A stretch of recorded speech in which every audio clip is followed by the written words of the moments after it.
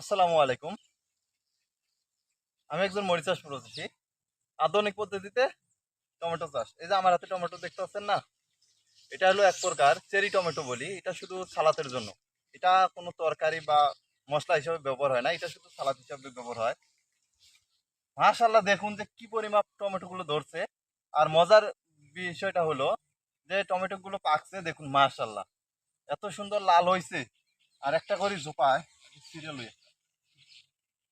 এই দেখুন, একটা ঝোপা ছিঁড়লাম। দেখুন মাশাআল্লাহ, কত কত টমেটো দেখছেন? আঙ্গুর ফলের জোপা যেরকম ওরকম একটা করে জোপার মধ্যে টমেটো ধরছে। আর হলো, আমি বাংলাদেশে এরকম টমেটো চাষ দেখিনি, কিন্তু মরিচ চাষে এই বিদেশে এসে দেখলাম ফার্স্ট। দেখুন কাঁচাগুলো, মনে করেন যে কাঁচা পাকা সব, মনে করেন যে এত পরিমাপে ধরছে, সেটা বলার বাইরে, ধারণার বাইরে। কিন্তু টমেটোগুলো অনেক ছোট ছোট, আঙ্গুর ফলের মতোই, সেম ওটুক। কিন্তু এই টমেটোগুলো আমাদের যে সালাতের জন্য এই টমেটো শুধু ব্যবহার হয় না, আর যেগুলো তরকারি বা মশলা হিসেবে ব্যবহার হয় সেগুলো এগুলো দাম দ্বিগুণ দাম।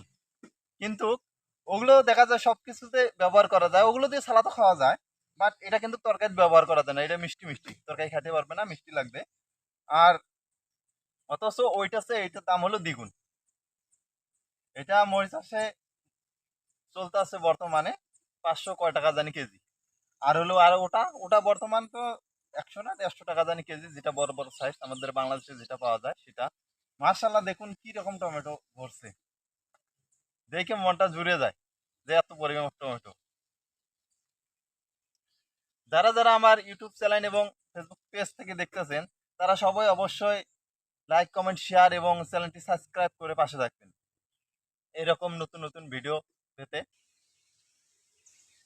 পুরা ঘরে এরকম টমেটো আছে, একটু আপনাদেরকে দেখাই ঘুরে ঘুরে।